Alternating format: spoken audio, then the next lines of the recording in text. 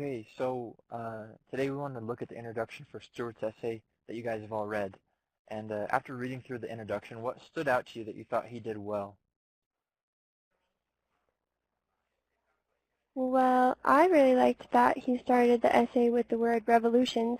It really caught my attention and I wanted to keep reading. Along with what Christy said, I really liked how his introduction was pretty short and to the point. It was nice and easy to see what he was trying to get at pretty early on in the paper. Yeah, super good. I completely agree. So then what do you think the main purpose or the thesis was of the introduction? I think he was trying to say that the writer's argument is that revolutions, or like rebellion against something, is better or more effective when it's done in person rather than just online, like through Twitter or Facebook or something. Yeah, I would agree with Christy on that, and along with that being his purpose, it was really nice to see how he clearly stated how Gladwell made the point. Like he says, he used 3 different rhetorical devices: anecdote, tone, and refutation. Perfect. Yeah, I think you guys are absolutely right. Um, so what specifically kind of helped you identify this as the main point of his paper? One thing that made it easy for me was the organization. He did a really good job of just kind of giving a brief introduction, like Sarah had mentioned, and introducing the article. And then his thesis was right at the end of his first paragraph. And that made it easy for me to identify and kind of helped me get excited to read the rest of the paper. Yeah, I agree. I think he did a great job with that. Um, Good. So now that we've got his thesis nailed down, we wanted to look and see how well Stewart's body paragraphs support his thesis. When we write, we want to make sure that everything that we write points back to the thesis of the paper. That really kind of helps focus our writing and make sure we aren't getting distracted. So if we just skim through the essay here, I want you to look at Stewart's topic sentences for each of the paragraphs and think about these questions. Do they seem clear? Do they tell you as the reader what you're about to read in the following paragraph?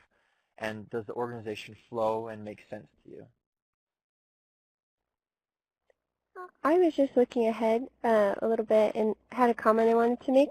No offense, Stuart, or anything, but I think the way you introduce some of your topic sentences could be a little bit stronger.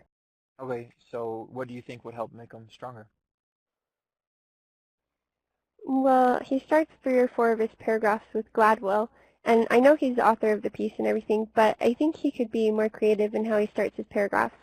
Like, for example, in that second body paragraph, he could just get rid of Gladwell uses and start with direct quotations, and I think that would make the topic sentence stronger and a little bit less repetitive. Other than that, though, I think it's really good.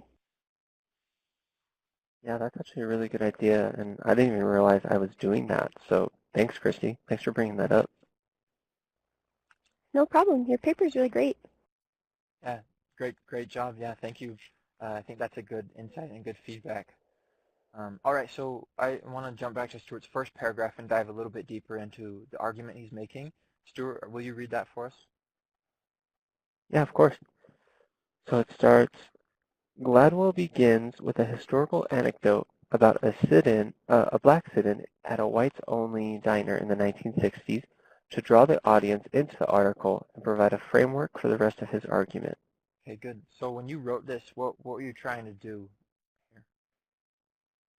Yeah, when I wrote it, I really wanted to make it clear that Gladwell was using anecdote and what that anecdote was so that if, people hadn't read the article, they would kind of have an idea of what it was about.